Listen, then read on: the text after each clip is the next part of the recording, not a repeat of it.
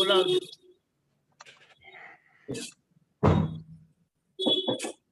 નમો વિતરાગાય.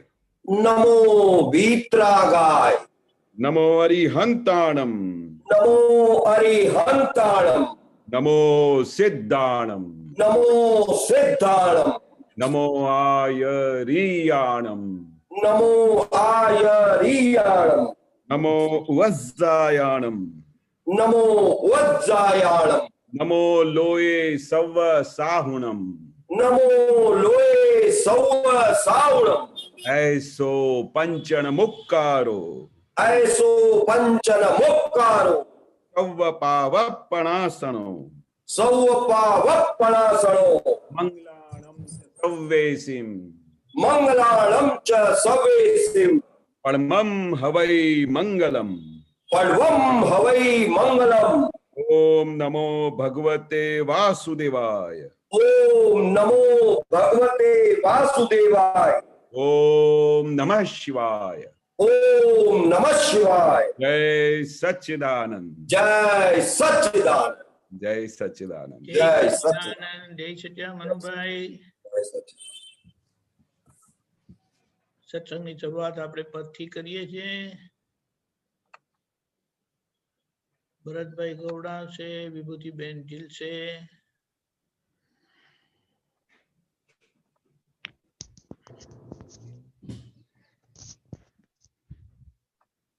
જય સચ્ચિદાનંદ. જય સચ્ચિદાનંદ. એ દાદાના ગાનારા તારા વિખરાઈ જશે અંધારા. હે દાદાના ગાનારા તારા વિખરાઈ જશે અંધારા. અજવાળાને પૂછો કે તમે દેખ્યા તા કદી અંધારા. અજવાળાને પૂછો કે તમે દેખ્યા તા કદી અંધારા. જ્યોતિ બોલે મારે નોએ કાજળ સંગી સહિયારા. જ્યોતિ બોલે મારે નોએ કાજળ સંગી સહિયારા.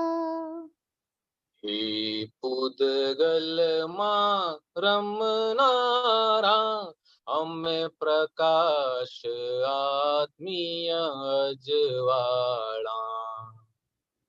હે પૂદગલમાં રમનારા અમે પ્રકાશ આત્મીય અજવાળા.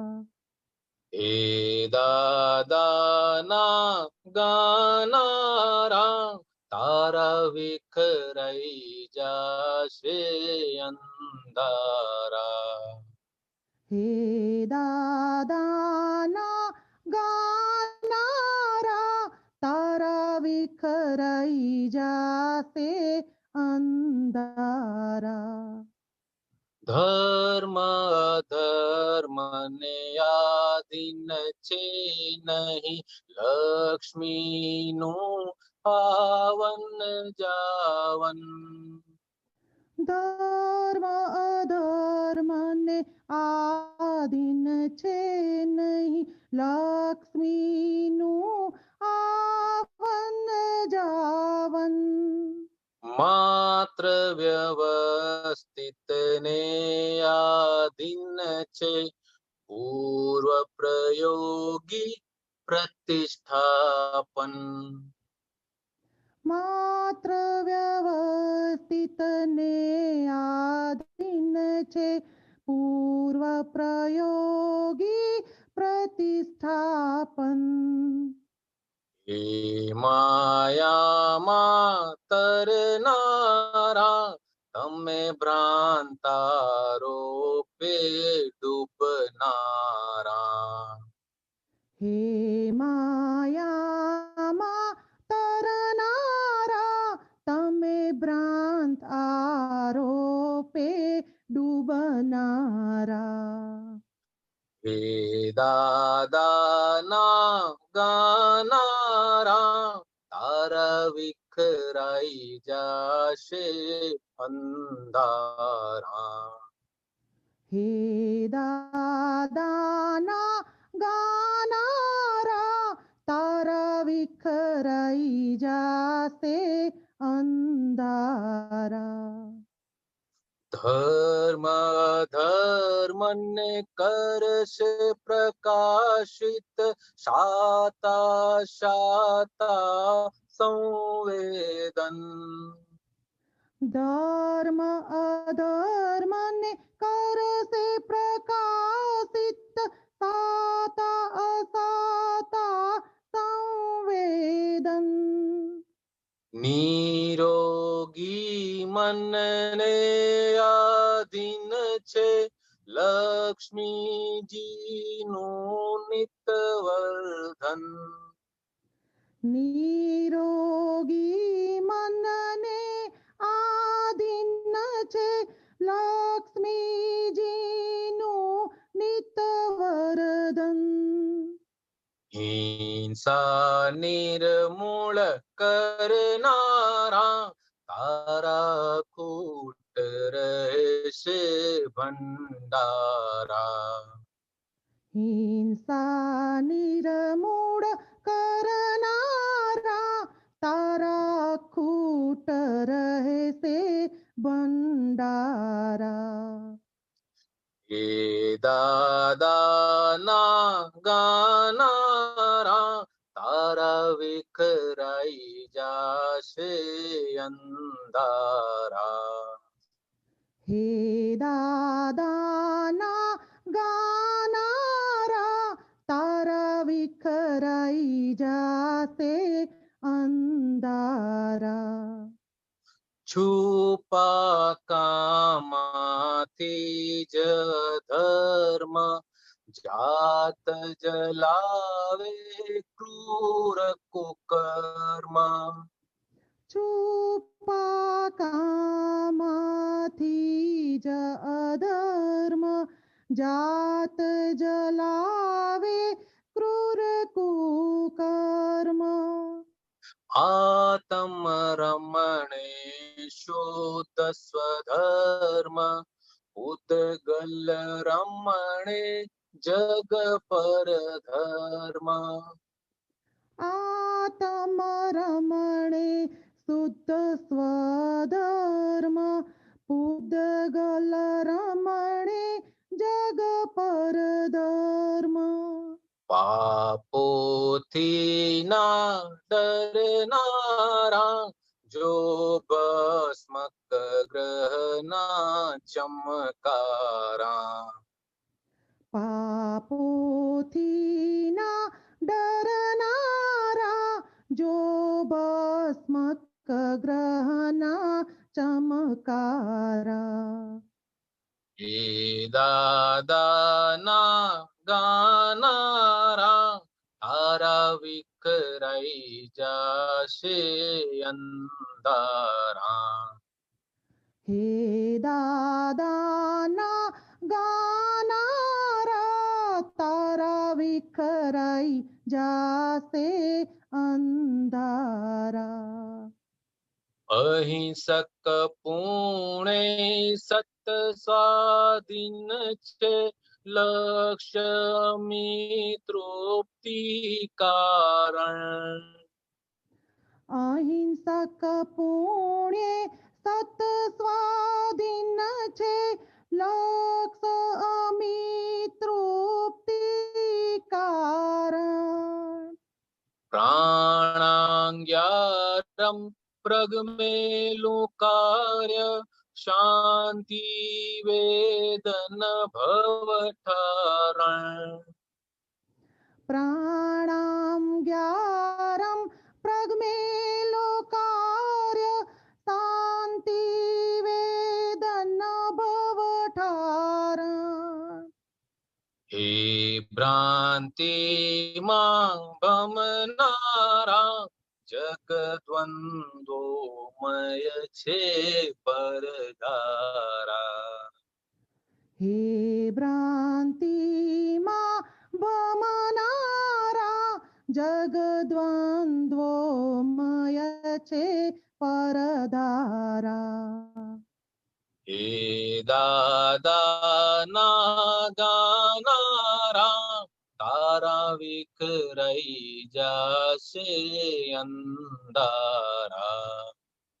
હે દાદાના ગાનારા તારા વિખરાઈ જાશે અંધારા.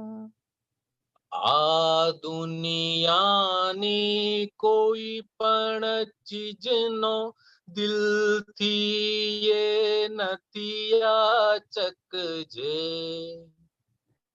આ દુનિયાની કોઈ પણ ચીજનો દિલથી એ નથી યાચકજે. આ દુનિયાની કોઈ પણ ચીજનો દિલથી એ નથી યાચકજે. આ દુનિયાની કોઈ પણ ચીજનો દિલથી એ નથી યાચકજે. સામૂહિક દૈવી ગણ વૃંદે રક્ષિતા શુદ્ધાત્મા તે. સામૂહિક દૈવી ગણ વૃંદે રક્ષિતા શુદ્ધાત્મા તે. હે સન્મુખ સિદ્ધ સંસ્કારા અમે દાદા દીક્ષિત શમનારા. હે સન્મુખ સિદ્ધ સંસ્કારા અમે દાદા દીક્ષિત સમનારા. હે સન્મુખ સિદ્ધ સંસ્કારા અમે દાદા દીક્ષિત શમનારા. હે સન્મુખ સિદ્ધ સંસ્કારા અમે દાદા દીક્ષિત સમનારા. હે દાદા ના ગાનારા તારા વિખરાઈ જાશે અંધારા. હે દાદાના ગાનારા તારા વિખરાઈ જાશે અંધારા. તારા વિખરાઈ જાશે અંધારા. જય સચ્ચિદાનંદ. જય સચ્ચિદાનંદ. જય સચ્ચિદાનંદ. જેમની કીર્તન ભક્તિ કરીએ એમના જેવા થઈએ એટલે દાદાની કીર્તન ભક્તિ દાદાનું ગાઈએ એમના ગુણલા ગાઈએ એટલે પછી એમના જેવા આપણે થઈએ. બહુ સરસ. જય સચ્ચિદાનંદ ભરતભાઈ. જય સચ. રાગ આ રાગ શંકરા રાગ છે. એની ઇફેક્ટ રાગની ઇફેક્ટ બી જોરદાર છે, શબ્દો બી જોરદાર છે એકદમ. કરેક્ટ કરેક્ટ બિલકુલ વાત સાચી. જય સચ્ચિદાનંદ. જય જય સચ્ચિદાનંદ. ઓકે, સત્સંગની શરૂઆત કરીએ છીએ વિભૂતિબેન. જય સચ્ચિદાનંદ કેશવાનંદજી. જય જય સચ્ચિદાનંદ દીપકભાઈ. જય સચ્ચિદાનંદ. હવે મારો ક્વેશ્ચન એ છે, ક્વેશ્ચન આમ તો અનુભવ કહેવાય કે દાદા ભગવાન ઉપયોગપૂર્વક જમતા તો એવો કોઈ અનુભવ કહો. અને તે પહેલા એક વાત કહેવી છે કે હું દાદાના દર્શન કરું તો જે દાદાના મેં દર્શન કર્યા હતા એ જ દેખાય, પણ 2 દિવસથી મને દાદાનો ફોટો દેખાય અને દાદાની વીંટી દેખાય છે. તો એના વિશે થોડું કહો, દાદાની વીંટી વિશે. અચ્છા, બરોબર. હવે અમે જ્યારથી દાદા ભગવાનને મળ્યા 1973ની વર્ષમાં, ત્યારથી જ અમે દાદાને આંગળીમાં વીંટી જોયેલી. હવે એક નાનકડી જ વીંટી હતી જેમાં હીરો લાગેલું હતું, નાનકડી રાઉન્ડ એક વીંટી હતી, અને એ વીંટી દાદા આમ પહેરતા હતા. પણ ઘણી વખતે જ્યારે પણ આ પેલા સત્સંગની વાત ચાલતી હોય કે પરિગ્રહની વાત ચાલતી હોય તો તે વખતે દાદા ખાસ કહેતા કે આ જ્ઞાની પુરુષને કોઈ પણ પ્રકારનું પરિગ્રહ ના હોય. અમે કોઈ દિવસે દાદાને જોયેલું નહીં કે ચેન પહેરતા હોય કે ચેન સોનાની પહેરેલી હોય કે કઈ અહીંયા પોકેટમાં કઈ પેન મૂકેલી હોય, કોઈ દિવસે પૈસા માટેની કઈ પર્સ મૂકેલી હોય. અમે કોઈ દિવસે દાદાને કઈ વસ્તુ જોયેલી નહીં. જ્યારથી અમે પહેલી વખત દાદાના દર્શન કર્યા ત્યારથી જ દાદા તો એ સિમ્પલ કોટ, ટોપી, ધોતી અને બસ એમાં જ હોય, અને અંગૂઠી આંગળીમાં એક નાનકડી વીંટી અમે જોતા હતા. પણ હવે એ વીંટીનું પણ બહુ મોટું રહસ્ય હશે કદાચ, કે ઘણી વખતે સત્સંગ ચાલતું હોય તો પરિગ્રહની વાત ચાલતી હોય તો દાદા કાયમ એવું કહેતા કે આ આંગળીમાં મેં વીંટી પહેરેલી છે ને, એ અહીંયાથી કોઈ કાઢી લે ને તો અમને કઈ થાય નહીં. આમ આંગળીમાંથી વીંટી કાઢી લે એટલે અમે પછી ખબર પડે કે દાદા કેવી રીતે જુદાપણાની જાગૃતિમાં રહેતા. અને આ દાખલો કાયમ આપે, કારણ કે દાદાને બીજું કશું પહેરેલું હોય નહીં, અને બીજા બધા બહારથી લોકો જોવા આવે નવા તો પરિગ્રહની જયારે વાત ચાલતી હોય તો દાદા કે આ તો અંગૂઠી પહેરેલી છે. પણ દાદા કે અમે છો અંગૂઠી આ પહેરેલી છે, પણ અમે એમાં મમતા રહે નહીં, અમારે મમતા જરાય ના હોય. અને એનાથી પણ આગળ એક બહુ મોટી વસ્તુ કહી, તમે સાંભળશો ને તે પરિગ્રહની શું વસ્તુ છે, કેવી સીમા છે. તો દાદા આ એક વખત સત્સંગમાં પરિગ્રહ પર પણ વાત કરેલી કે અમે જે આ બધા કપડાં પહેરીએ ને તો અમે રસ્તામાં ક્યાંથી જતા હોઈએ અને કોઈ અમારા કપડાં બધા ઉતારી લે તો અમને કશું થાય નહીં. અમે આરામ નિરાંતે એમ જ જેવી રીતે બધા કપડાં ઉતારી દીધા અમે નિરાંતે ઘેર પાછા જતા રહીએ. બોલો શું જુદાપણાની જાગૃતિ, શું જુદાપણું દાદાને અનુભવ થતું હોય. આપણે તો આમાં વિચાર કરી કોઈ અમારા કપડાં ઉતારી લે તો શું થઈ જાય, આમ અમે કેવી રીતે ઘરે જઈએ, આમ તેમ ભટકીએ, છુપી જઈએ, શું કરીએ. પણ આ દાદાનું વાક્ય તો સાંભળો કે અમારા બધા કપડાં ઉતારી લે ને તોય અમે નિરાતે ઘરે જ જતા રહીએ, અમને કશું જુદાપણું. હવે તમે વિચાર કરો, એવી જુદાપણાની જાગૃતિમાં આ દાદાએ કઈ અંગૂઠી પહેરેલી હોય, કઈ એનું હશે હિસાબ, પણ છેલ્લા ઘડી સુધી દાદાની આ હાથમાં અંગૂઠી પહેરેલી હતી.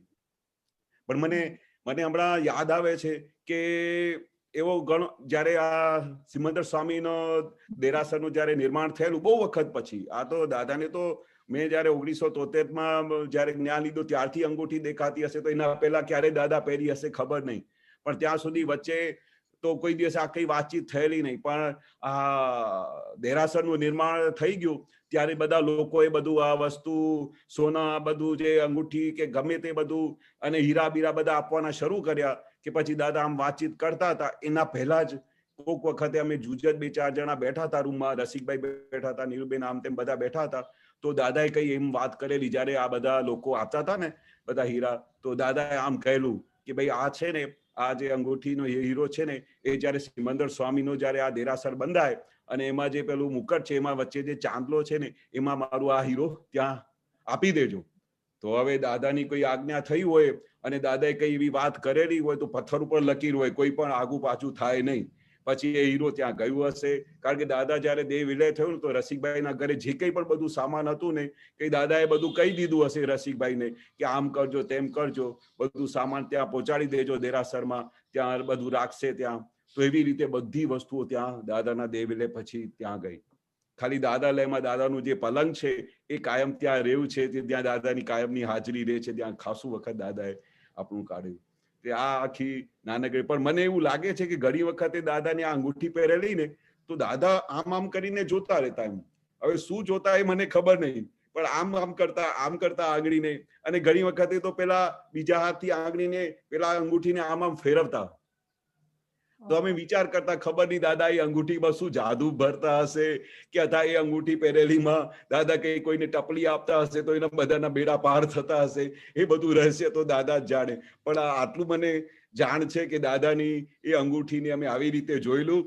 દાદાએ એનાથી ખૂબ આશીર્વાદ આપેલા છેલ્લા ઘડી સુધી, અને આ છેવટે દાદાની એક ભાવના હતી તે પૂરી થઈ. તે આજે પણ મને એવું લાગે છે કે સિમંદર સ્વામીના દર્શન કરતા હશે તો બધા દાદાની પણ ત્યાંથી ડાયરેક્ટ અમને આશીર્વાદ મળતી હશે, કઈ ને કઈ રીતે દાદા ઉપયોગ મૂકી ગયા હશે કે જેથી કરીને અમારા મહાત્માઓને, જગતને આ વસ્તુ નિરંતર મળ્યા કરે, એનું દાદાનું કઈ પ્રકાશ મળ્યા કરે, એ હીરામાંથી કઈ રેઝ નીકળતા હશે તે બધા મહાત્માઓનું ને જગતનું કલ્યાણ કરતા હશે. એટલું મને સમજાય છે, એટલું મને જાણ છે. હા, બસ એ તો મને એટલું યાદ છે કે જેટલું મને તે વખતે દાદાની હાજરીમાં દેખાયું અને સાંભળ્યું એ મને તમને વાત કરી. અને બીજો જે હતો કે બીજો પ્રશ્ન એ હતો કે દાદા ભગવાન ઉપયોગપૂર્વક જમતા, તો એવો કોઈ પ્રસંગ કહો, દાદા જમતા કેવી રીતે? હા, એ તો બહુ ગજબની વસ્તુ છે. અને આ દાદા જે ઉપયોગની પહેલા હું તમને વાત કરું કે દાદા તો આપણે આ ઉપયોગ તો બહુ ભારે શબ્દ છે, અને જમવા ઉપર ખાતી વખતે એ બહુ જબરજસ્ત વસ્તુ છે કે આ જ્ઞાની પુરુષ સિવાય, દાદા ભગવાન સિવાય અમે વિચાર કરીએ કે બહુ મુશ્કેલ લાગે અમને, કારણ કે અમે આ દિવસે પણ આજે આ વસ્તુ છે. પણ એમનું નાનકડું મને એક એક્ઝામ્પલ યાદ આવે છે કે જેથી કરીને જે દાદા જે જુદાપણાની જાગૃતિમાં રહેતા હતા ને, અને એટલી બધી જુદાપણાની જાગૃતિમાં તે આખા વિજ્ઞાનની અંદર એ જે આહાર કરે છે, અને હું નિરાહારી માત્ર તેને જાણું છું, એક વન ઓફ ધ એક પડ છે. એ કેવળ જ્ઞાન સુધી પહોંચવા માટેનું આ જબરજસ્ત મોટી વસ્તુ છે. કારણ કે નોર્મલી ખાતી વખતે તો કોઈનો ઉપયોગ રહેતું જ નથી. આ એ વખતે એટલી બધી એ હોય છે કે ભાઈ ખાતી વખતે તન્માયાકાર થઈ જાય, ઘણી વખતે એવું બને કે શું સરસ બનાવ્યું છે, અને પછી ઘણી વખતે ઓછું થયું હોય, વધતું થયું હોય, મીઠું ઓછું પડ્યું હોય, એવી બધી વસ્તુઓ બનતી હોય છે. પણ નોર્મલી આ જ્ઞાની પુરુષને અમે ઓબ્ઝર્વ કરેલું, એની પહેલી વખતની હું વાત કરું કે અમે જ્યારે દાદાને મળ્યા તો નોર્મલી અમે 2-4 આપતા પુત્રો હોઈએ, કાયમ અહીંયા બેઠા હોઈએ કે રસિકભાઈ બેઠા હોય કે ગમે તે કોઈના ઘરે હોય તો 2-4 જ જણા હોય જે દાદા સાથે જોડે રહેતા હોય. તો એ વખતે રહેતા હોય તો અમે ઓબ્ઝર્વ કરતા કે દાદા કેવી રીતે જમે છે અને દાદા જમતી વખતે શું કરે છે. તો અમે દાદાને ઓબ્ઝર્વ કરીએ કે જ્યારે કોઈ પણ મહાત્માના ઘરે હોય કે રંજનબેન રસિકભાઈના ઘરે હોય તો થાળી તૈયાર થઈને આવતી. દાદા પાસે થાળી તૈયાર થઈને આવે તો નેચરલી દાદા માટે તો 4-5 વાનગીઓ કાયમ બનાવતા કે દાદાને શું ભાવશે, કે એ રીતે દાદા પછી બધી થાળી એકદમ સરસ તૈયાર થઈને આવે.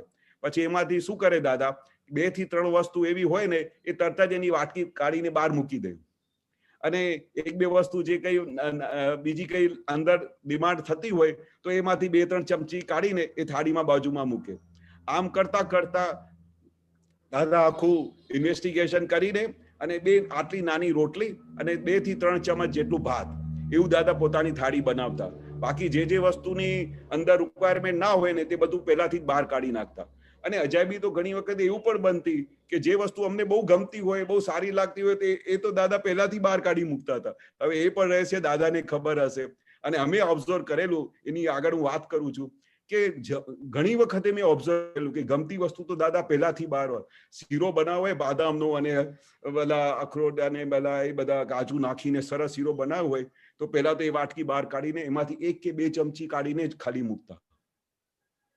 અને પછી આખી થાળી તૈયાર થઈ જાય પછી દાદા પૂરી વિધિ કરતા, અને વિધિ કર્યા પછી અંદર જે વિધિનું એનું દાદાનું હશે સિસ્ટમેટિક, પેલે આહાર કરે અને પછી એમને દેખાતું હોય કે કોણ જમી રહ્યા છે, ખાનારો કોણ છે, એ બધી અંદર પ્રોસેસ અને on the spot fraction of સેકન્ડમાં ચાલતી હોય. જ્ઞાની પુરુષના તો કેટલા બધા રિવોલ્યુશન હોય, લાખો કરોડો રિવોલ્યુશન હોય, એ પ્રમાણે એમની ગાડી ચાલતી હોય, એની અંદરની પરિણતિ ચાલતી હોય.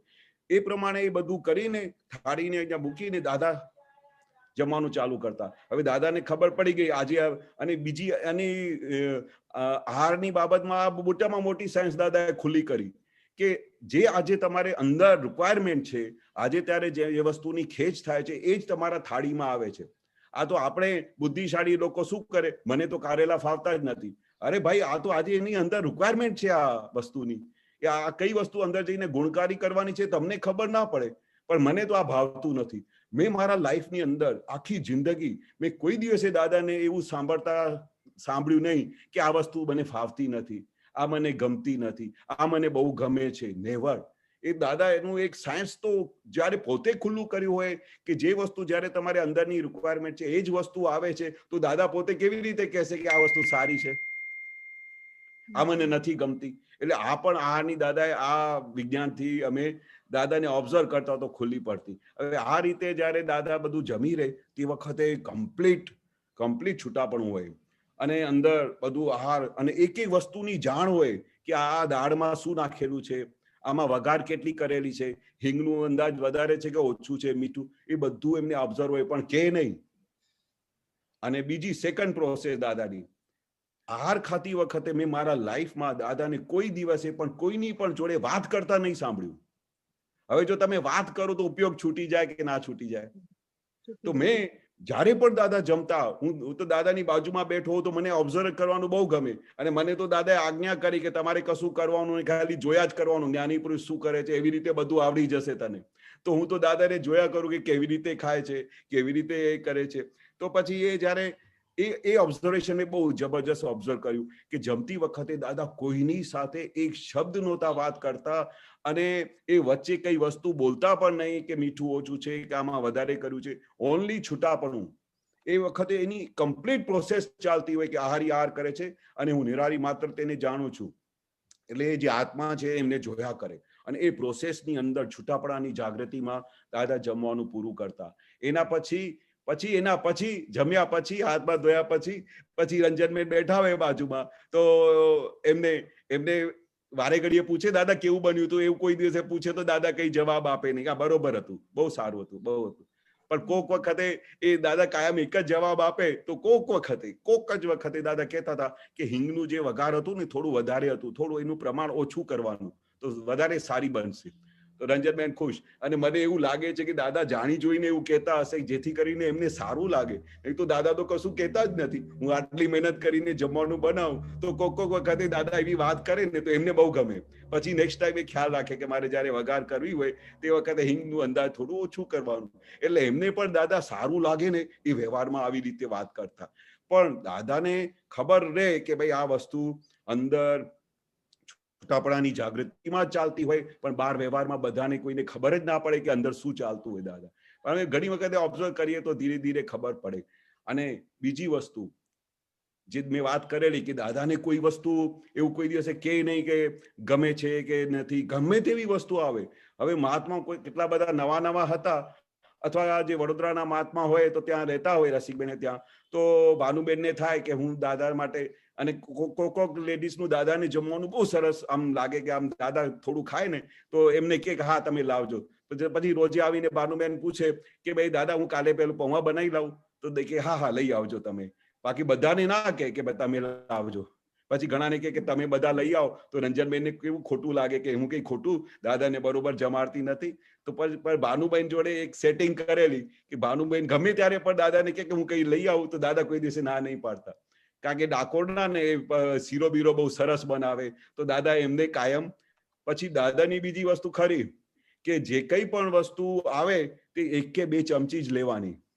પછી શું કે દાદા તરત જ કે શીરો બહુ સરસ બનાવે છે, બધા પ્રસાદી લઈ લો. એટલે જેટલા જણા બેઠા હોય ને એ આખી કટોરી સાફ થઈ જાય.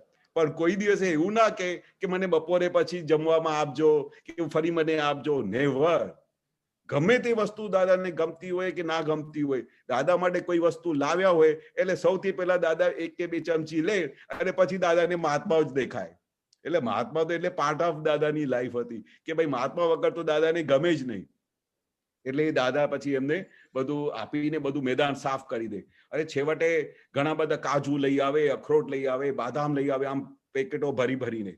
પણ દાદા શું કે હવે લાવ્યા હોય દાદા પછી એમને ના પણ પાડે કે અમે અહીંયા કશું લેતા નથી. પણ કેટલાને બધું બહુ ભાવ થાય કે દાદા કદાચ પેલું ખાશે, થોડું રાખશે. પછી દાદા શું કરે, તરત જ આટલી બધી ડ્રાયફ્રૂટ આવ્યું હોય ને આટલું બધું ભરીને તોય 1 કે 2 એમને પ્રસાદી લઈ લે. પછી તરત જ કે બધાને આપી દો પ્રસાદ. જેટલા જણા બેઠા હોય ને બધું પ્રસાદ આપી દો. અને ઘણી વખતે તો એવું પણ બનતું કે ભાઈ કંઈક બચી ગયું હોય કે 2-4 પેકેટ બચી ગયા તો અમે રૂમમાં જઈને મૂકીએ ને તો દાદા પાછી જુએ કે ભાઈ આને રૂમમાં જઈને મૂક્યું ત્યાં સામે.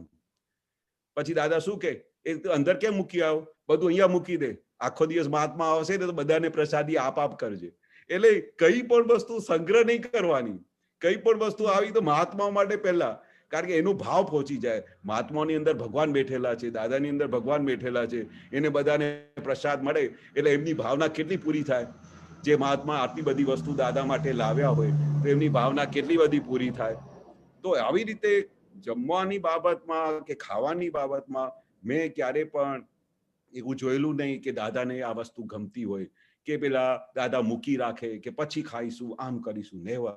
કારણ કે છૂટા પણ હું રહે ને આખો દિવસ, અને પછી આમાં ઉપયોગ જ ના રાખે દાદા ખાવાની બાબતમાં. કારણ કે જ્ઞાની પુરુષને એ દાદાને કેવું હોય કે એ જયારે ખાતા હોય ને, કંઈ પણ ગમે તેવી તમે 32 પ્રકારની ભોજનની થાળી લઈ આવો ને, તો એમને લક્ષ્યમાં તો એવું હોય નિરંતર કે કાલે સવારે એની શું દશા થશે. અને ઘણી વખત તો ખુલ્લું પણ કરી દેતા કે આપણે જે ખાવામાં બહુ રસ રાખે, આમ રાખે, તો એનું સવારે શું થાય છે એવું સામેથી બોલતા. પછી અમે સમજતા, ઓ દાદાને શું ચાલતું હશે. ખાતી વખતે કેટલું બધું એનો એન્ડ રિઝલ્ટની દાદા ખાતી વખતે પહેલાથી ખબર પડે કે આની એન્ડ રિઝલ્ટ શું થવાની છે. એટલે વિચાર કરો ઉપયોગ કેવું ચાલતું હશે જ્ઞાની પુરુષને ખાવાની બાબતમાં. એટલે આ જે દાદાએ ખુલ્લું બહાર પાડ્યું છે ને આ આહારની બાબતમાં, આ સાયન્સ બહુ મોટી છે. એક વખત તો મને હીરાબાનો દાખલો યાદ આવે છે કે દાદા ભગવાન વારે ઘડીએ શું ઘરમાં મામાની પોળમાં રહેતા હતા, તો હીરાબા પેલા બધું નોર્મલી જમવાનું બનાવે અને પછી રોજે પૂછે દાદાને કે ભાઈ દાદા શું જમશો. તો દાદા ઘણી વખતે કહેતા આજે આ બનાવજો, ઘણી વખતે એવું કહેતા તમને જે યોગ્ય લાગે, તમને જે ઠીક લાગે એ બનાવજો.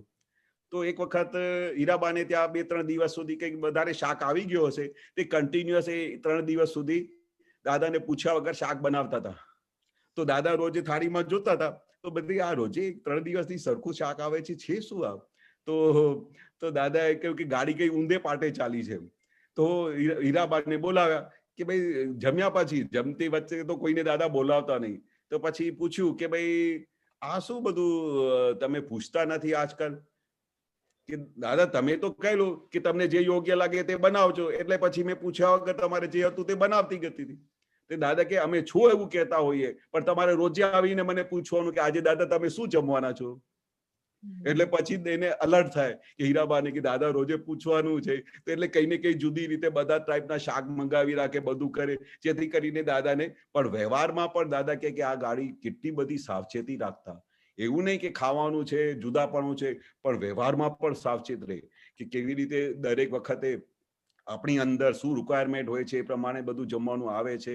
પણ એ વ્યવહારમાં પણ હીરાબા સાથે દાદા ગમત કરતા કે તમારે ભલે હું તમને રોજે એમ જ કહું કે આ જે સેમ જ વસ્તુ તમને જે યોગ્ય લાગે તે બનાવજો, પણ તમારે રોજે પૂછવાનું.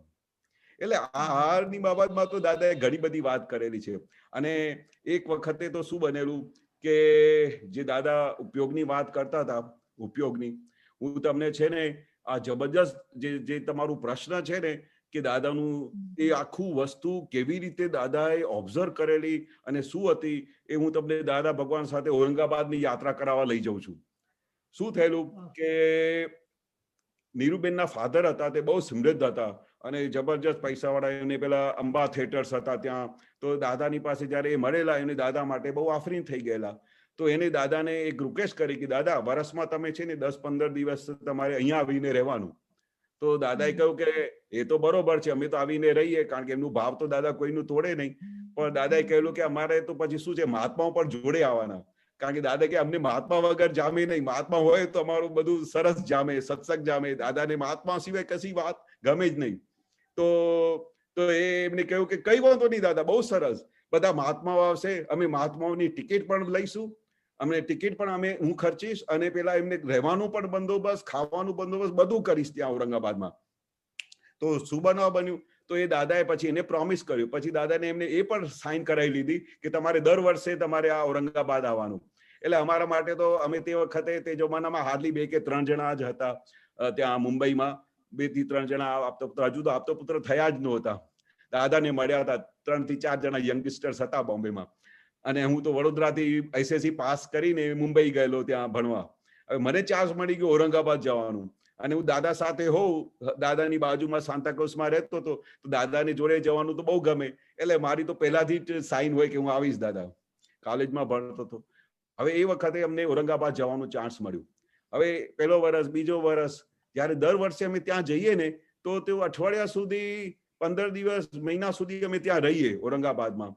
અને એ જ ટાઈમમાં ત્યાં શું થતું કે જે બધું આપતાવાણીનું પેલું કાગળ પર લખાતું ને એ બધું કાગળનું આખું જે બુક તૈયાર થાય આપતાવાણી પ્રિન્ટ થતા પહેલા, ત્યાં દાદાને ઇનફ ટાઈમ મળે. આખો દિવસ બધા કોઈ આવવાના નહીં, સવારનું સત્સંગ અને સાંજનું સત્સંગ ફક્ત, અને બાકીનો આખો દિવસ દાદા પેલું આપતાવાણીને રેક્ટિફાય કરતા અને લાલ પેનથી બધું માર્કિંગ કરતા કે આ શબ્દ બરોબર નથી, આ આગળ હોય. આખી દાદાની વાણી, એમાં એકે શબ્દ અમે ઉમેરેલું ના હોય આપતાવાણીમાં, પણ એ વખત દાદા વાંચે ને તો પછી એવું પૃથ્થકરણ કરીને વાંચે કે આ એક એક શબ્દ આગળ જઈને કોઈને, બીજા લોકોને, બીજા ધર્મવાળાને કઈ ઊંધું ના થાય, એટલે એક એક શબ્દ વાંચીને દાદા આપતાવાણીને રેક્ટિફાય પોતે કરેલું છે. તો અમે દાદાની બાજુમાં આમ બેઠા હોઈએ અને દાદા બધું રેક્ટિફાય કરતા હોય. તો એક વખત બનાવ બનેલો. હવે દાદા જયારે ત્યાં હોય ને તો એમના બધા ભાઈઓ બધા સરસ સરસ જમવાનું બનાવે. એટલું બધું દાદાની તો બધાને ચાન્સ મળે આખા વર્ષમાં 15-20 દિવસ દાદાને માટે સ્પેશિયલ જમવાનું. અને પટેલ હોય તો એમાં તો જે દાદા પોતે પટેલ અને એ પણ પટેલ, તો કેવું બધું સરસ સરસ બનાવે. 32 પ્રકારનું ભોજન રોજે બને. અને પછી એવી રીતે એકવાર ભાસ્કરભાઈના ઘરે બેઠા હતા અને સરસ દાદાએ પેલા ભાભીએ જમવાનું બનાવ્યું.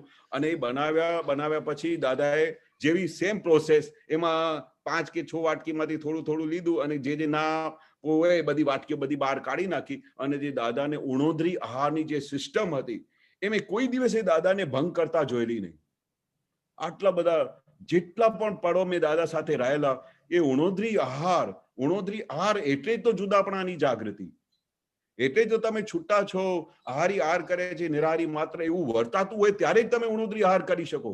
એ તો મેં ઓબ્ઝર્વ કરેલું કે દાદાને આટલા વર્ષો થઈ ગયા, ગમે તેવી વસ્તુ ભાવતી આવે તોય પણ મેં દાદાને જોયેલી નહીં કે આજે 5-6 ચમચી વધારે લઈ લે. હા, ઉણોદરી એટલે ઉણોદરી આહાર. એટલે મને એ પણ રહસ્ય પકડાયું કે દાદાની આ ઉણોદરી આહાર છે, ગમે તેવું સરસ બનાવ્યું છે, પણ એમનું ખોરાક જે હોય ને એટલું જ લેવાનું. 2 નાની રોટલી અને આટલું 2-3 ચમચી ભાત, અને જેમાંથી જે શાક ગમ્યું એ મૂકી દીધા. એવું તો દાદાએ ખાઈ લીધું. અને અમે તે વખતે જયારે આમ શીરો બનાવ્યું હોય સરસ બાદામનું, આમ દાદા વાટકી બહાર મૂકતા હોય તો તે વખતે અમારી તો પેલી ટેપ રેકોર્ડર ચાલુ થઈ જાય. અરે આવું સરસ શીરો દાદાએ બધું બહાર કાઢી નાખ્યું. અમારા મોઢામાં તો પાણી આવે કે અમે ક્યારે હવે અંદર જઈશું અને જમીશું. અને દાદા આખી વાટકી જ બહાર મૂકી દીધી. તો અમારી અંદર ટેપ રેકોર્ડર ચાલુ હોય. અને આ રહસ્ય એટલા માટે બતાડું છું કારણ કે એ વખતે દાદા બધું ઓબ્ઝર્વ કરતા હોય કે એની અંદર શું ચાલી રહ્યું છે. તો દાદા બરોબર જમ્યા પછી કે ચાલો તમે પણ અંદાજ બધા, અને જયારે દાદા જમી રહે ને પછી જ અમે પછી જઈએ જમવા બધા. તો કહ્યું જાઓ બધા તમે જલ્દી જમવા જાઓ બધું. તો પાછળ રસોડામાં ભાભી બેસાડે અને બધાની થાળી વાગે ત્યાં. અને જે આટલું બધું દાદા માટે બનાવ્યું હોય તો દાદાએ તો આટલું ખાધું, પણ ઘરમાં તો આટલા બધા 10-15 જણા જમી જાય તો એટલું બધું દાદાએ ત્યાં પેલા ભાભીએ બનાવ્યું હોય.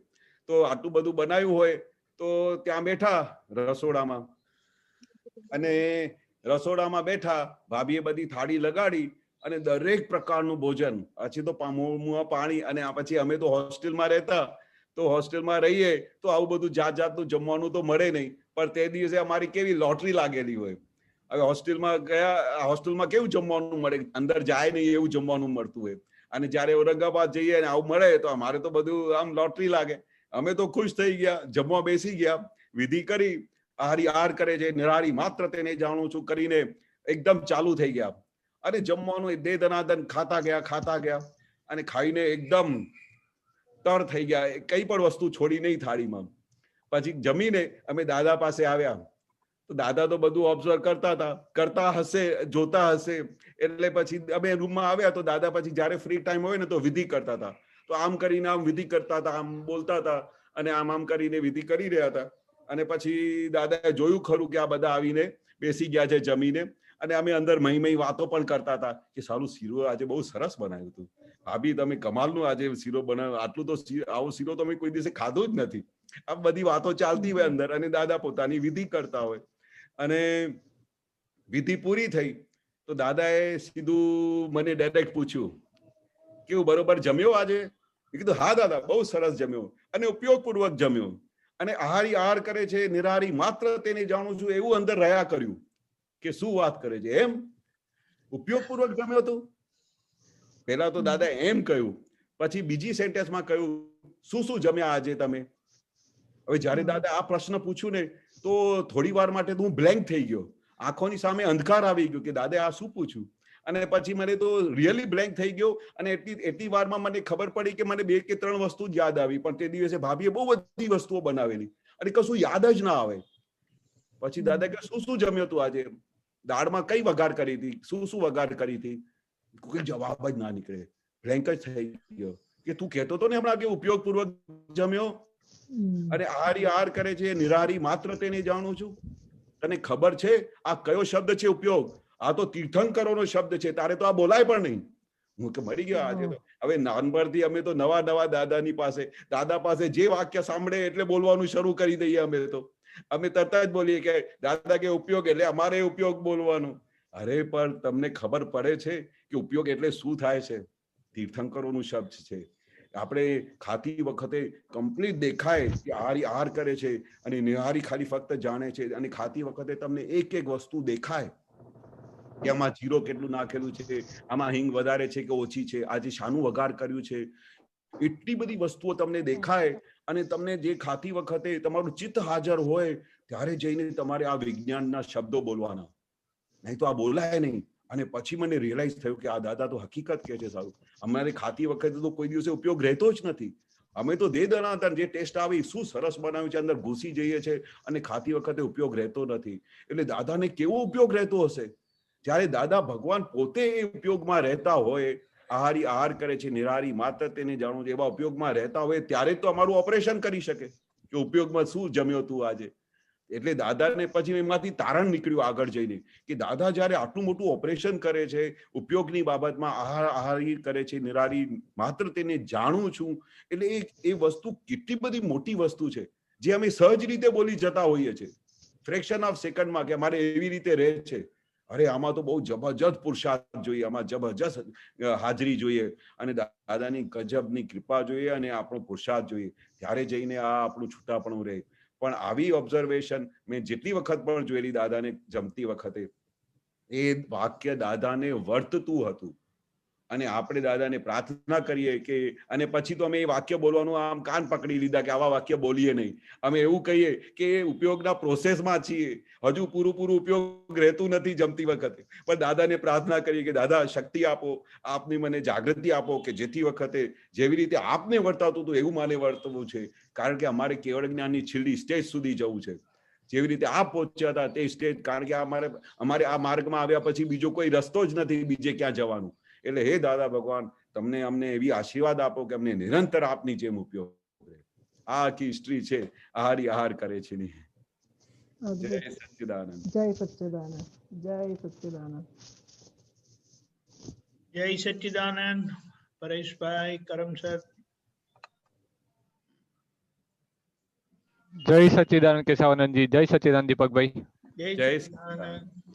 આ પદ હતું ને, પદમાં એક વાક્ય આવ્યું કે પાપોથી ના ડરનારા જો ભસ્મ ગ્રહના ચમકારા, એટલે એ થોડું સમજવું તો એમાં શું કહેવા માંગે છે? હા, એક્ઝેક્ટલી શબ્દો છે ત્યાં. એક મિનિટ. હા છે. આત્મ રમણે શુદ્ધ સ્વધર્મ, પૂતગલ રમણે જગ પરધર્મ, પાપોથી ના ડરનારા જો ભસ્મ ગ્રહના ચમકારા.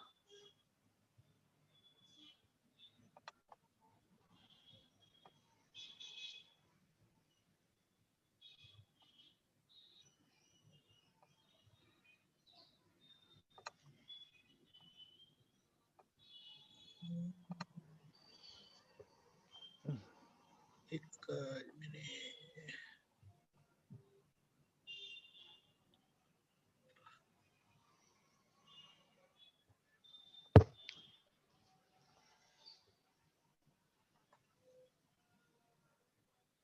નીચે છે, નીચે.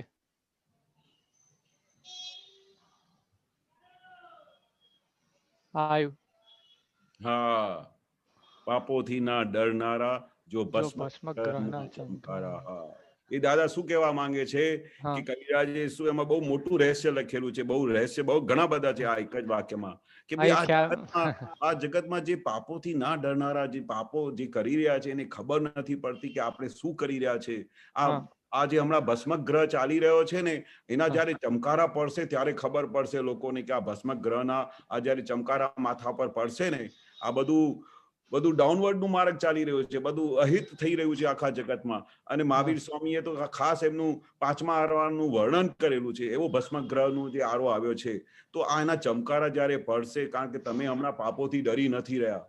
પાપોથી ડરવાનું કે તમને ખબર નથી પડતી કે આપણે દાદા કે ને કે પરસ્ત્રી જતી હોય ને તો એમને એટલું પણ યાદ નથી આવતું, એની તરફ નજર દોડાઈ જાય તો એને ખબર નથી કે એના ઘરમાં મા બેન છે કે નહીં. બોલો એટલું બધું દાદા કે પરસ્ત્રી ઉપરની દ્રષ્ટિ કરે એટલે કેટલા મોટા પાપ થઈ રહ્યા છે, હાલતા ચાલતા પાપ થઈ રહ્યા છે. અને લોકોને ભાન જ નથી પડતું કે અમે કયા માર્ગે જઈ રહ્યા છે. કારણ કે આ ભસ્મ ગ્રહ ચાલી રહ્યું છે અને એના જયારે ચમકારા પડશે ને ત્યારે કેટલા બધા ભવો બગડી જશે. એટલે દાદા કવિરાજ આની અંદર બહુ સાવચેતી ભરેલી છે કે ભાઈ આપણે હમણાં જાગો. આ બધા દાદા ભગવાનનું બધું માર્ગ ખુલ્લું થયું છે, જે બધા પાપો અમારા ભસ્મીભૂત કરી નાખે છે. બાકી તો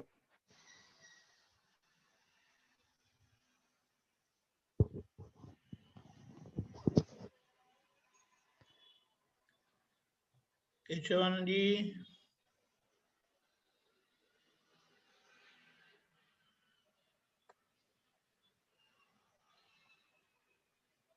કેશવાનંદજી,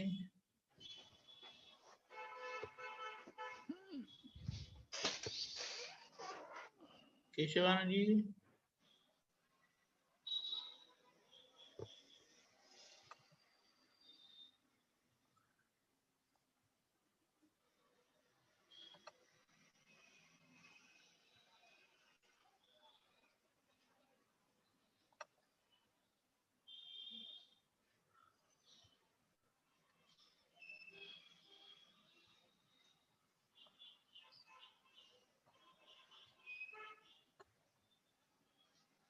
આપણે મિસ કર્યા છે, એમને ડિસ્કનેક્ટ થઈ ગયા છે. આવશે. ઓકે.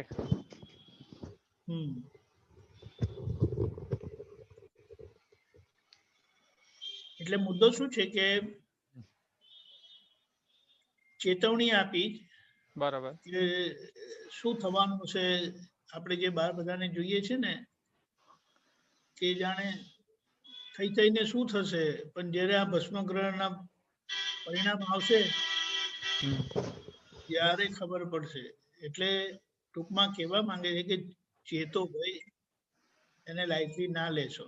ઓકે, બરાબર.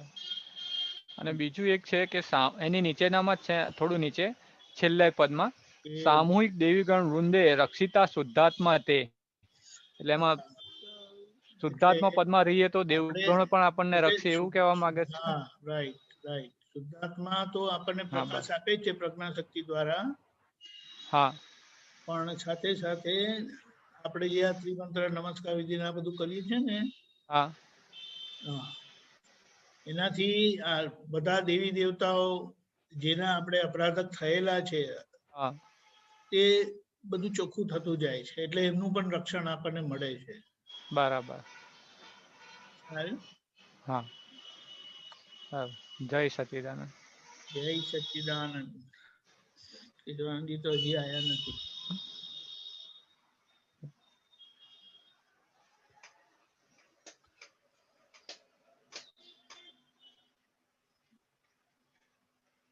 કોઈને કઈ હોય તો બોલો. આમાં બીજો એક પ્રશ્ન પૂછું? હા, બોલો. જનરલી આપણે દાદાના બધા વિધિઓનો ઉપયોગ કરતા હોઈએ છીએ જ્યારે ફાઇલો જોડે સંભાવ નિકાલ કરવાનો પ્રયત્ન હોય. શેનો ઉપયોગ કરો છો? વિધિ દાદા કહે છે ને ચીકણી ફાઇલો જોડે બોલવાનું, તો એ બોલીએ, સામે શુદ્ધાત્મા જોઈએ, અને એ બોલતા બી નથી થતો પ્રયત્ન કર, પછી દાદાને સોંપી દેવું જોઈએ કે ભાઈ દાદા હવે આનો મારથી થતું નથી, તો આપ હવે આપું છું, આનો સંભાવ નિકાલ કરી આપો. આનો મતલબ શું છે? બધા પ્રયત્નો કર્યા, છેલ્લા દાદાને પણ સોંપી દીધું, અને તોય સેટલ થાય નહીં, અને એમાં આપણને સફરિંગ આવે, ભોગવટો આવે, તે આપણા હિસાબનો કમ્પલસરી ભોગવટો છે. રાઈટ. અને એ ભોગવટો કેવો છે? કોઈ ભોગવટો ટાઈમ વગરનો નથી, બધો ટાઈમ વાળો સમય આવે, વિયોગ થાય, એટલો જ સમય તમારે એ ભોગવવાનું થાય. બરાબર. આપણે શુદ્ધાત્મા દ્રષ્ટિ પ્રાપ્ત હોવાના કારણે હા ભોગવટો આવે, ભોગવનારો ભોગવે, અને આપણે એને બહુ સારી રીતે જોવાના પુરુષાર્થમાં રહીએ. બરાબર. છૂટા રહીને એને જોઈએ અને આધાર આપીએ નામધારીને કે હું છું તમારી જોડે, બરાબર ના કરશો એમ કરી. બરાબર. હા એટલે આ બધા પ્રયત્ન કર્યા પછી પણ જે આવે છે ને તે આપણે સમજી જવું કે આપણા પાકા હિસાબનું છે ને એ આપણે ભોગવીએ જ છૂટકો. હા એને પેલું કહે છે ને કાઇન્ડ ઓફ નિકાચિત કર્મ કહેવાય. બરાબર. એવી રીતે. હા જય સચ્ચિદાનંદ. જય સચ્ચિદાનંદ. કેશવાનંદજી આવ્યા છે. જય સચ્ચિદાનંદ. એક જ મિનિટ. જય સચ્ચિદાનંદ. હા બોલો. ઓલ બુક છે એક મિનિટ. 1168. એક મિનિટ. કેશવાનંદજી. જય સચ્ચિદાનંદ. હા બસ બોલો. જય સચ્ચિદાનંદ. આપણી મોટી બુક છે ઓલ્ડ બુક. હા 1168. આપતા સૂત્ર પેજ નંબર 224.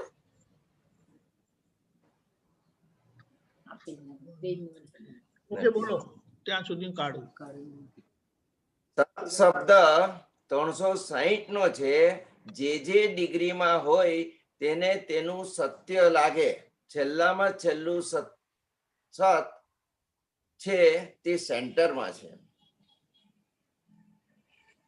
ફરીથી કહો. સત શબ્દ 360 નો છે. જે ડિગ્રીમાં હોય તેને તેનું સત્ય લાગે. છેલ્લામાં છેલ્લું સત છે તે સેન્ટરમાં છે.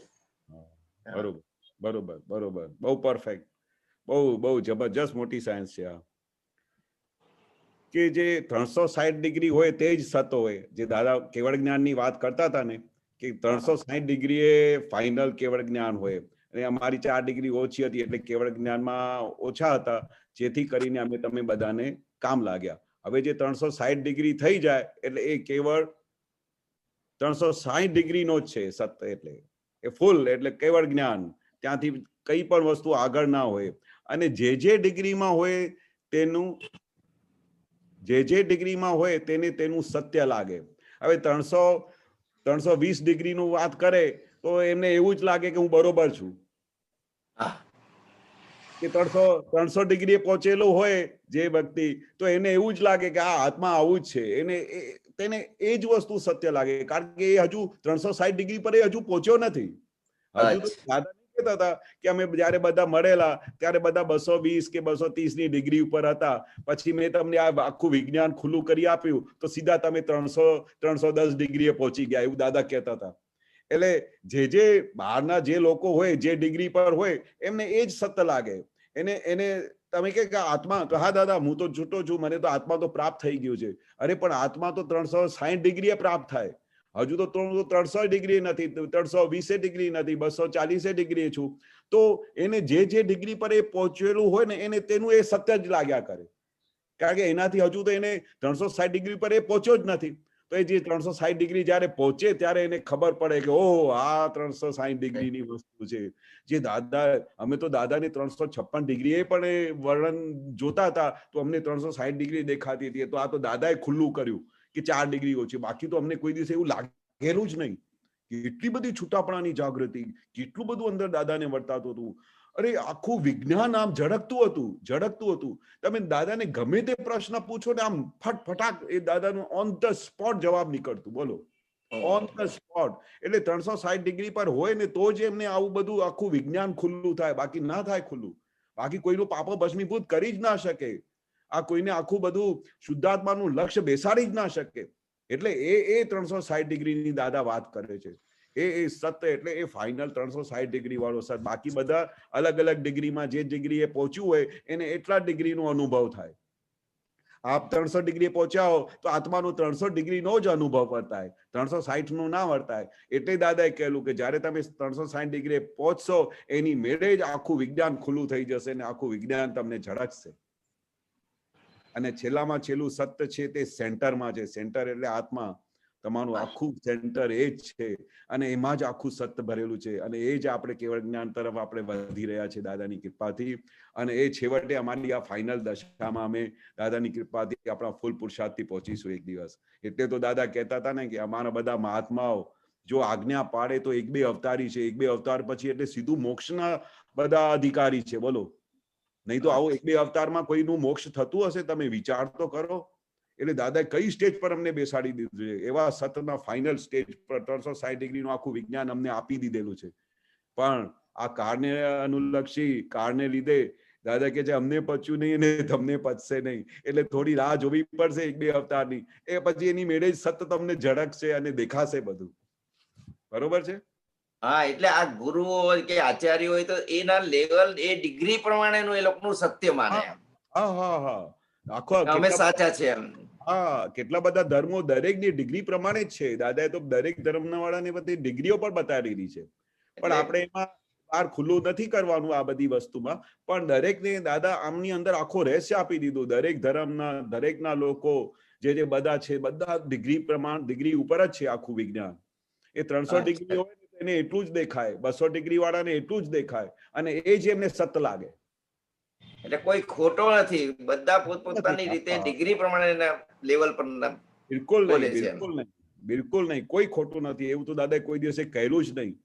કોઈને પણ કોઈ દિવસે વાત પણ નહીં કરેલી. તમે વિચાર કરશો કે ભાઈ કેટલી વખત જ્ઞાન આપતી વખતે જ્ઞાનની ત્યારે 5 આજ્ઞા સમજાવે ને ત્યારે એવું બધાને પૂછતા હતા કે તમને ગાયમાં બધામાં બધું શુદ્ધાત્મા દેખાય? કે હા દાદા. હવે આવે તો બધું દાદા આત્મા વે તો સર્વભૂતેષુ. તો પછી દાદા કે અહીંયાથી મુસલમાન જતું હોય તેમાં તમને શુદ્ધાત્મા દેખાય? તો પેલા વિચાર કરતા હતા, એમને તો દેખાતું જ નહોતું. પણ હવે કે દાદા જ્ઞાન મળ્યા પછી હા બરોબર દાદા, તમને જે આખું વિજ્ઞાન આપ્યું છે હવે આત્મવેદ સર્વભૂતેષુ તો અમને બધામાં શુદ્ધાત્મા દેખાય. એટલે પછી દાદા કેટલું ક્લિયરન્સ કર્યું હશે. કોઈ પણ ધર્મ જે કઈ પણ જગ્યા પર છે એમની ડિગ્રી અને એના લેવલ પર કરેક્ટ છે. બરોબર છે? બરાબર છે. એક પ્રશ્ન બીજો ના હમણાં નહીં, બીજા 2 છે, પછી હું આવું તમારી પાસે પાછો. હા, ઓકે. જય સચિદાનંદ. જય સચિદાનંદ. ગીતાબેન. દીપકાનંદજી સાહેબ જય સચિદાનંદ. જય સચિદાનંદ. બુક નંબર 10B, પાનું નંબર 73, 73, 10/6/75, 75, દાદા દરબાર. ઓકે, બોલો. અચ્છા, આમાં છે ને કેશવાનંદજી સાહેબ, આપણે ભાદરણની વાત મૂકી છે દાદા ભગવાને, એ થોડુંક સમજાવજો મને, અનુભવ તમારો આપનો. કે દાદા ભગવાન કહે છે કે અમારે ભાદરણ ભદ્રકાળી માતાના મંદિરમાં માતાજીનું નાળિયેર મૂકવાનું થયેલું ત્યારે માતાજી જાતે આવેલા. વિશ્વ શાંતિનો પહેલો યજ્ઞ ત્યાંથી શરૂ થયો. તે વખતે યજ્ઞમાં ભાદરણના બ્રાહ્મણો નૌકાર મંત્ર બોલ્યા, નહીં તો બ્રાહ્મણો કદી બોલે નહીં. આ એક આશ્ચર્ય થયું. હા, બરોબર છે, બરોબર છે. બહુ સરસ. તે વખતે જયારે આ ભદ્રકાળીનું હવન હતું, અમે બધા હતા ત્યાં, તે વખતે એ જે હવન થયેલું ને એવું લાગે કે માતાજી હાજર થઈ ગયા. અને આજે પણ તમે ભાદરણ ગામમાં જાઓ ને અને માતાજીનો તમે દર્શન કરો, તમારી સાથે વાત કરે એવું દાદા અંદર પ્રાણ પ્રતિષ્ઠા કરેલી. અને માતાજીની એવી ગજબની ત્યાંની મહિમા છે ને કે વર્ણન શબ્દોમાં ના થાય.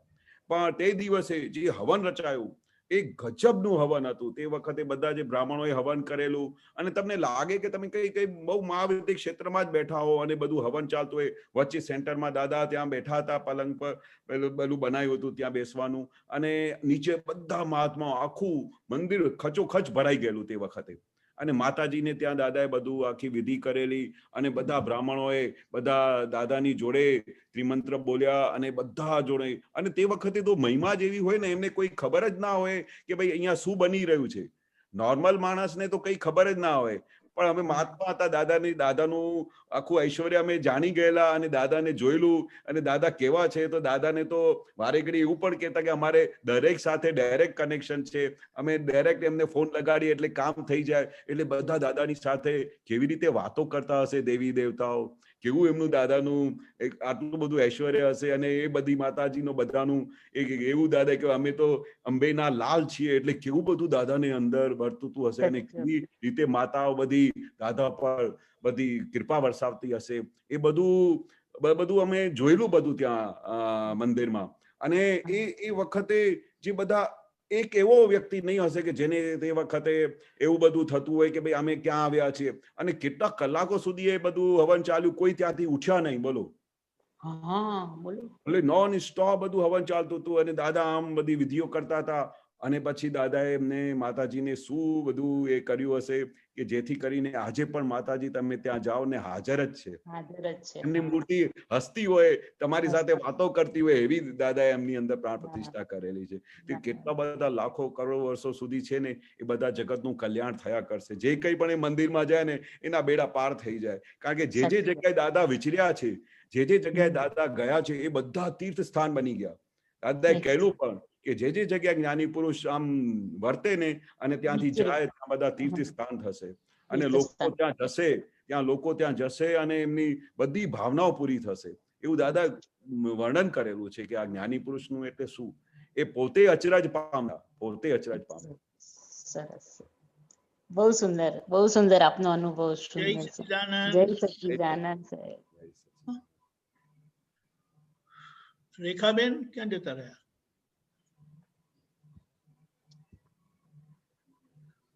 ઓકે, સુરેશભાઈ.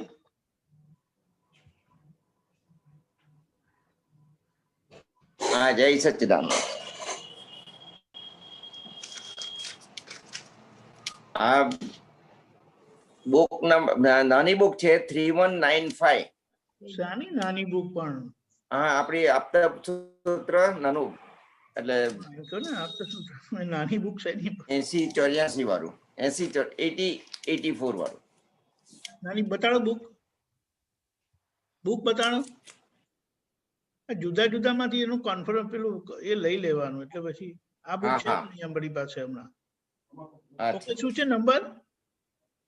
નંબર છે 3195, આપતા સૂત્ર 395 પેજ. એ પેજ કામનું નથી, બુક જ નથી આપણી પાસે. હા, વાંધો નહીં. 3195 ચારિત્ર મોહ. હા, ચારિત્ર મોહ એટલે આ કાળે આ ક્ષેત્રે આટલું આવીને છૂટી જાય.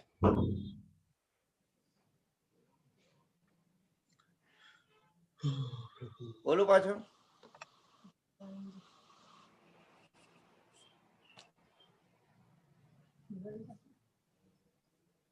કિશોરજી બોલો પાછું. ચારિત્ર મોહ એટલે આ કાળે આ ક્ષેત્રે આટલું આવીને છૂટી જાય. અને આખું પાછળનું શું કશું રેફરન્સ છે?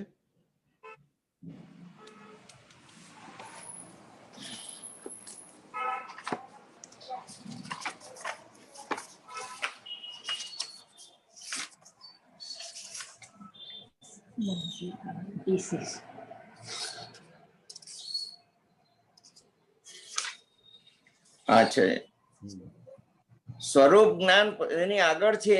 સ્વરૂપ જ્ઞાન પછી રહ્યું શું? ચારિત્ર મોહ.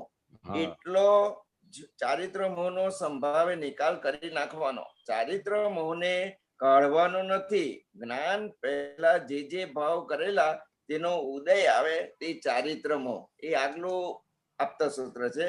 ત્યાર પછીનું આ ચારિત્ર મોહ એટલે આ કાળે આ ક્ષેત્રે આટલું આવીને છૂટી જાય. હા, બરોબર. હવે ચારિત્ર મોહ ક્યારે છૂટે? કે જયારે આપણે આ જ્ઞાની પુરુષનું આખું વિજ્ઞાન મળ્યું હોય, છૂટાપણાની જાગૃતિ થઈ હોય, ત્યારે જ આ ચારિત્ર મોહનું એન્ડ આવે. બાકી તો ચારિત્ર મોહ શું છે એ કોઈને ખબર જ નથી.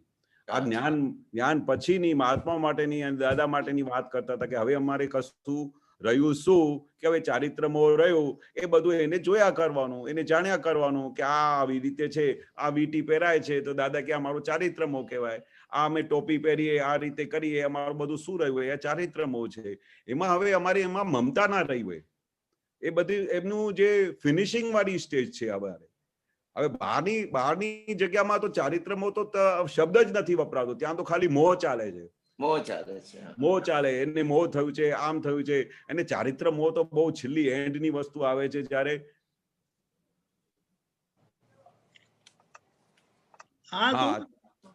ચારિત્ર મોહ એટલે આ કાળે આ ક્ષેત્રે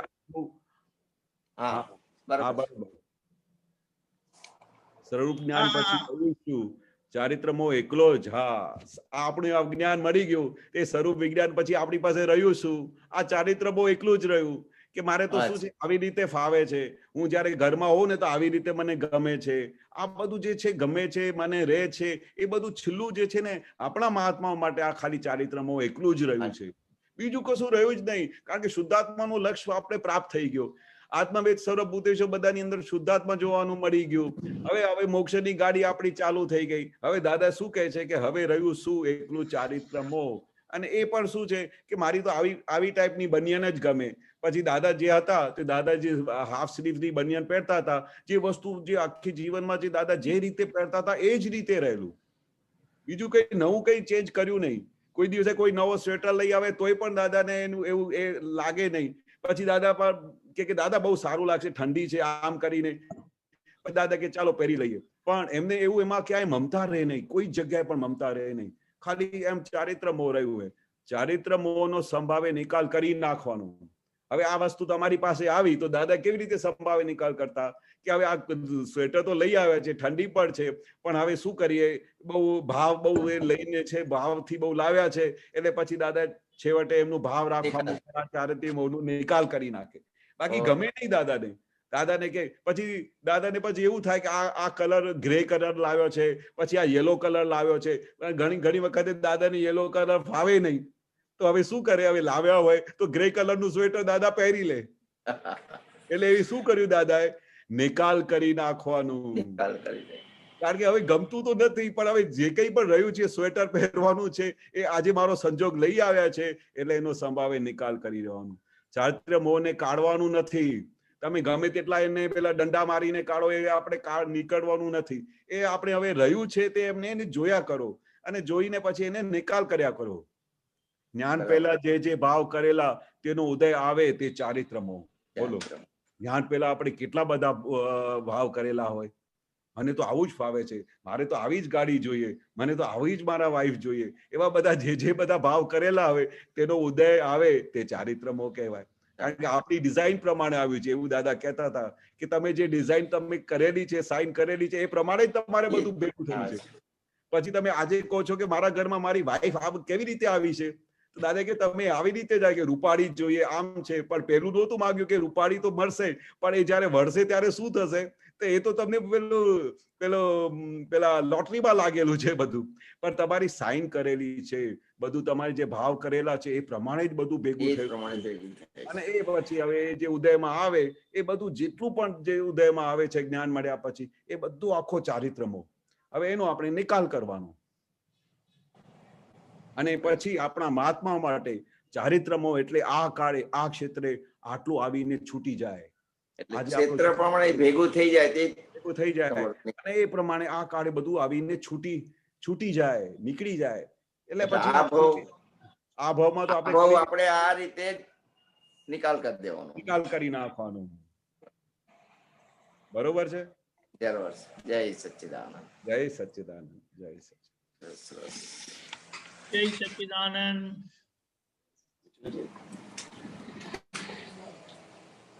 કેશવાનંદજી, આપણો સમય થયો છે. 1 મિનિટ. હરેન્દ્રભાઈ છે.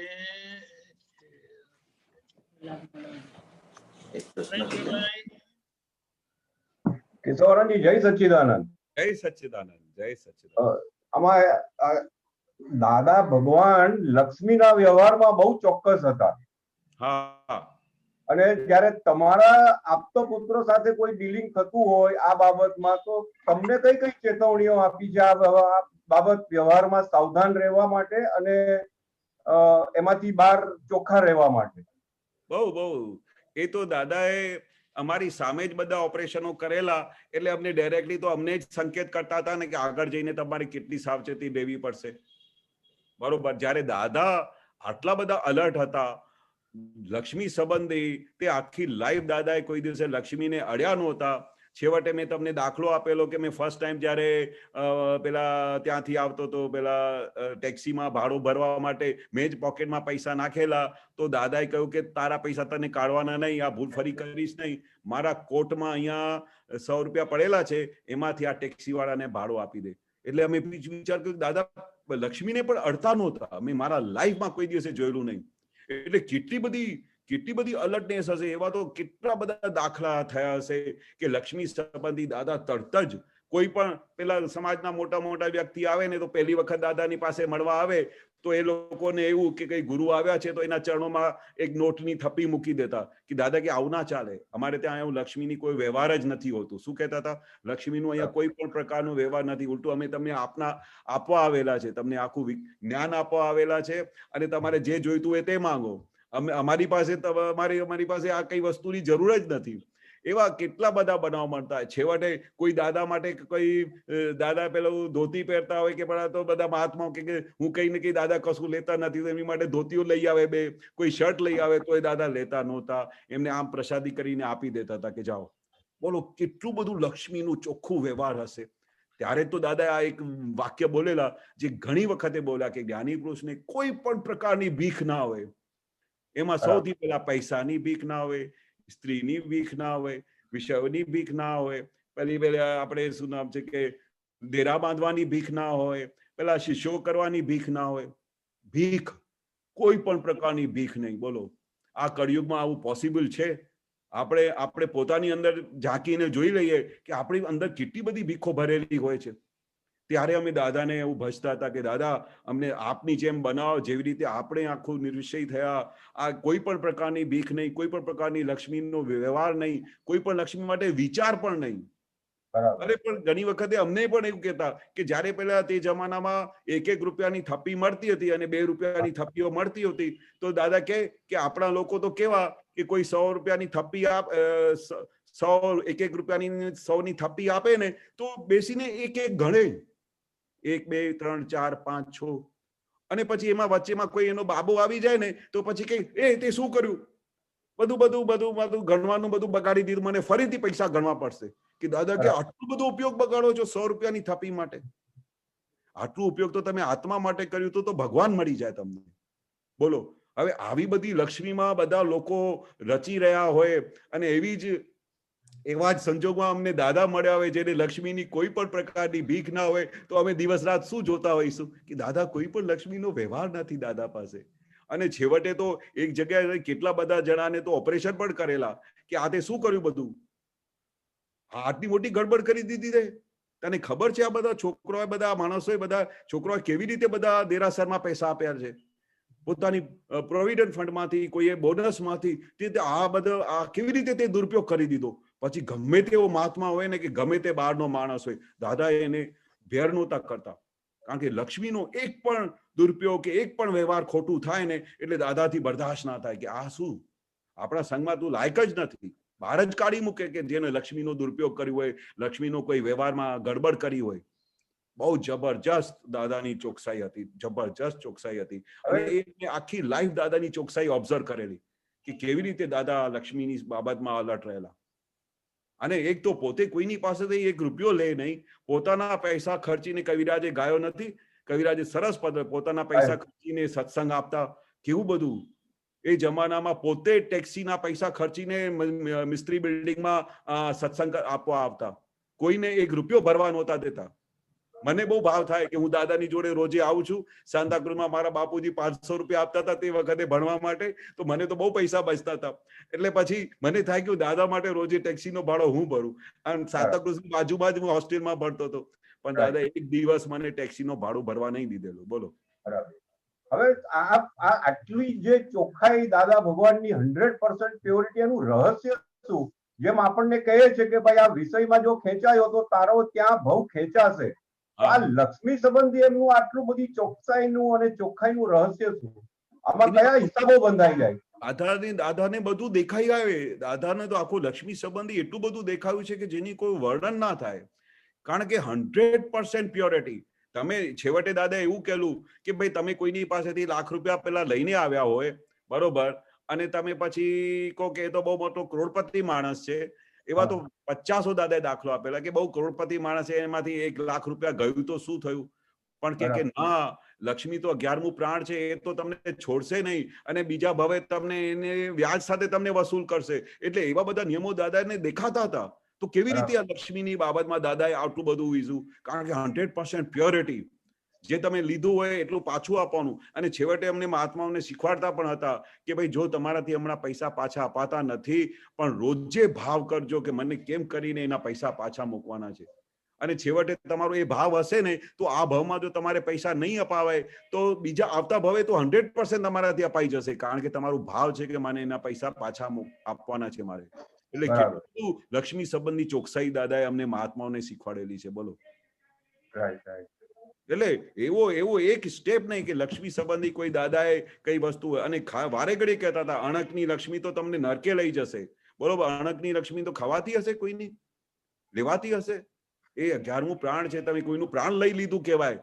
પણ એટલે તમારે બહુ સાવચેતી રાખવી પડે કે ભાઈ કેમ કરીને, જેવી રીતે દાદા એક દાખલો નથી આપતા કે પેલા 500 રૂપિયા એમને પેલા સામેથી લેવા આવેલા, તો પછી દાદાને કહેલું કે તમે ક્યાં આપેલા? દાદા મેં તમને આપેલા. તો દાદા કે ઓ બહુ સરસ, લઈ જા 500 રૂપિયા. એ જમાનામાં એ દાખલો મારા બાપુજીને દાદાએ બતાડેલું ને, તો બાપુજી તો ત્યાં પડી ગયા જમીન ઉપર કે આવું તો બની જ ના શકે. દાદા બાપુજી ઘણા બધા લોકોને પૈસા આપતા હતા, કોઈ સામેથી આવીને કે તો દાદા બાપુજી તો બહુ ગુસ્સે થઈ જાય, એને બરદાશ્ત ના થાય કે મેં તને 500 રૂપિયા આપ્યા, તું ના પાડે છે, તને કોર્ટમાં લઈ જઈશ, તને છોડીશ નહીં તમને.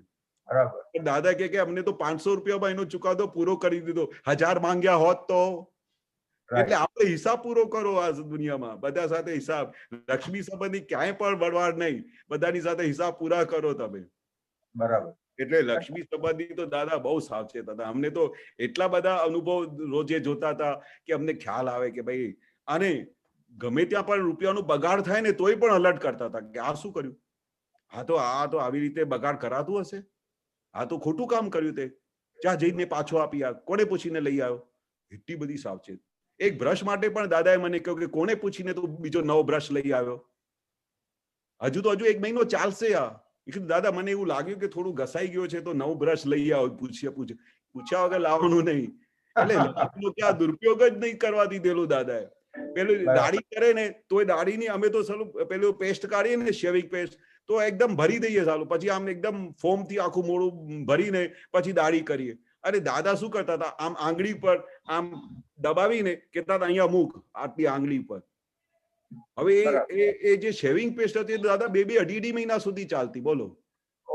અને આમ કરીને આંગળીથી આમ કરીને આમ કરીને પછી બ્રશથી આમ, પછી હાથથી આમ કરી દેતા.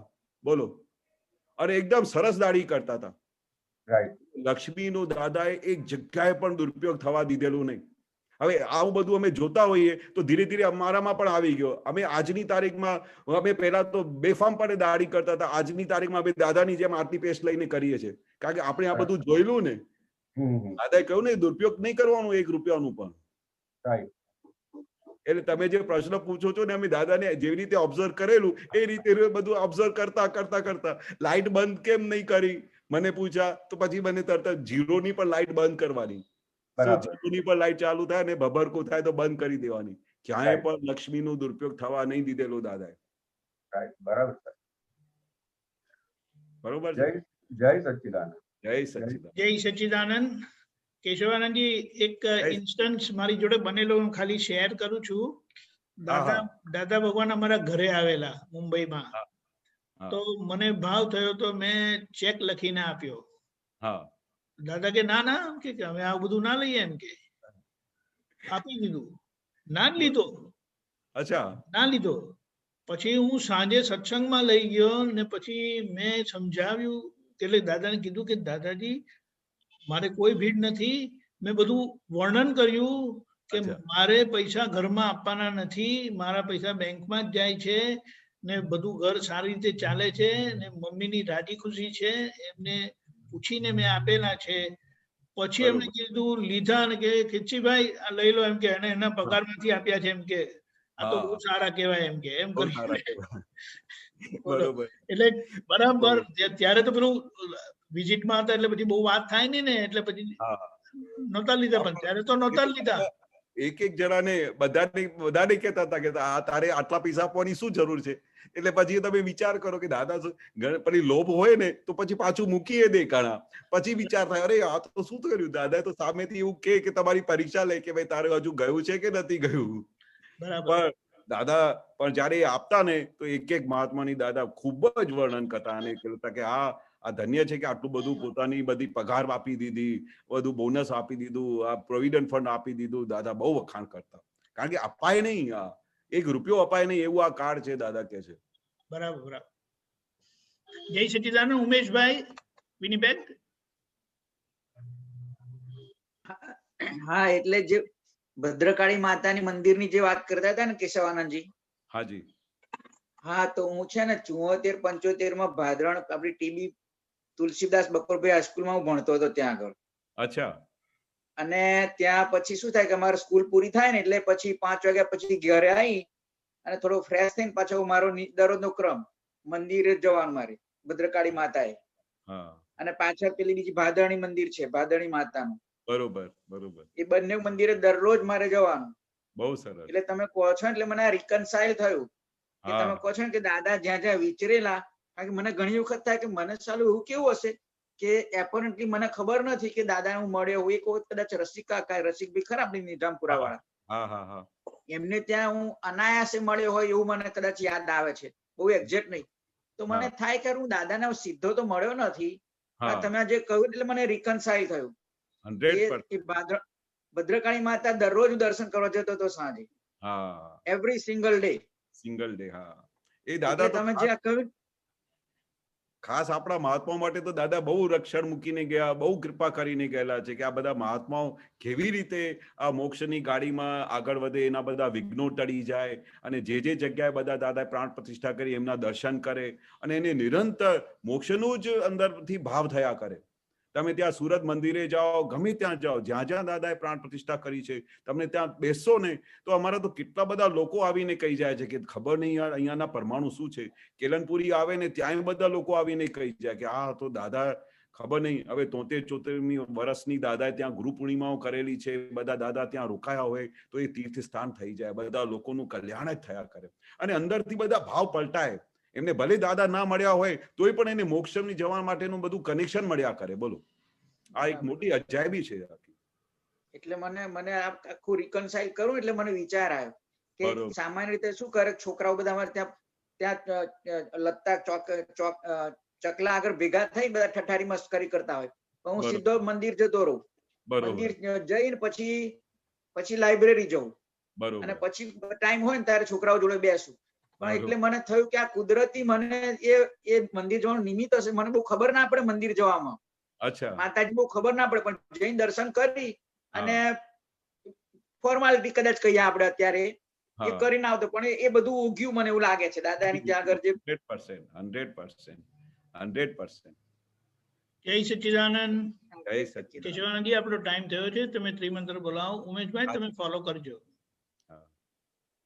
નમો વિતરાગાય, નમો વિતરાગાય, નમો અરિહંતાણમ, નમો અરિહંતાણમ, નમો સિદ્ધાણમ, નમો સિદ્ધાણમ, નમો આયરિયાણમ, નમો આયરિયાણમ, નમો વજ્જાયાણમ, નમો વજ્જાયાણમ, નમો લોએ સવ સાહુણમ, નમો લોએ સૌ સાહુણમ, એસો પંચણ મુક્કારો, એસો પંચણ મુક્કારો, સવ પાવપણાસણો, સૌ પાવપણાસણો, મંગલાણમ ચ સવ્વેસિમ, મંગલાણમ ચ સવ્વેસિમ, પરમમ હવૈ મંગલમ, પડમમ હવૈ મંગલમ.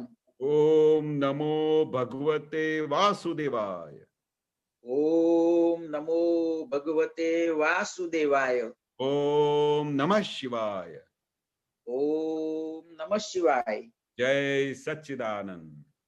જય સચ્ચિદાનંદ.